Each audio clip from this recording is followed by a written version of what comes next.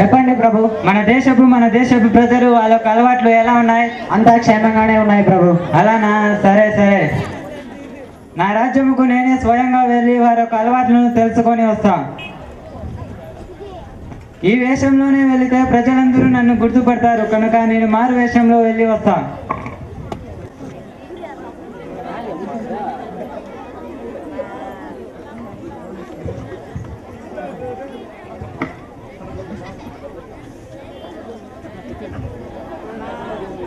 అమ్మా, చాలా ఆకలిగా ఉంది, ఏమైనా ఉంటే నాకు పెట్టవా?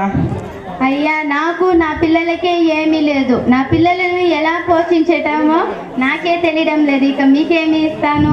నువ్వేమీ బాధపడకు, నేను రాజుని. మీ యొక్క అలవాటును తెలుసుకోవడానికి నేను మారు వేషంలో వచ్చాను.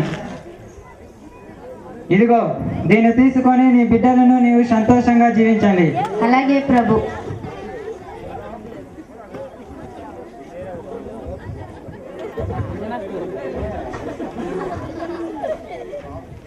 అయ్యా, చాలా ఆకలిగా ఉంది, ఏమైనా ఉంటే నాకు పెట్టండి.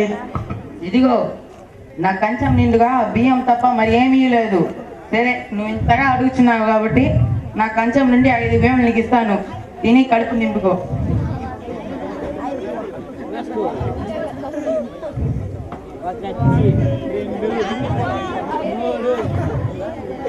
అలాగే అయ్యా.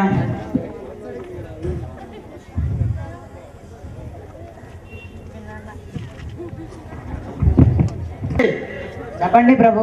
నిన్న రాత్రి నేను మారువేషంలో వెళ్ళినప్పుడు రోడ్డు పక్కన ఉన్న పిచ్చగాడు నాకు 5 బియ్యం దానం చేశాడు కనుక అతనికి 1 బస్తా బియ్యం, అందులో 5 బంగారు నాణ్యాలు వేసి అతని ఇంటికి పంపించండి. అలాగే ప్రభు. అలానే నేను నిన్న మారువేషంలో వచ్చింది రాజునేనని ప్రజలకు తెలియచేయండి. అలాగే ప్రభు.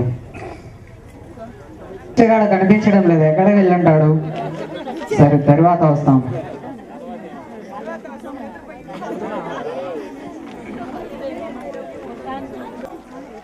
ఇక్కడ బస్తా బియ్యం ఉందే,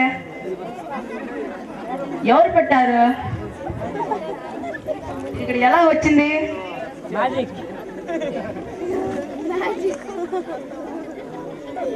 ఈ బస్తాలో బియ్యము 5 నాణ్యాలు ఉన్నాయి. ఎవరు పెట్టారు? అబ్బా, ఎంత ఆలోచించినా తెలియడం లేదే.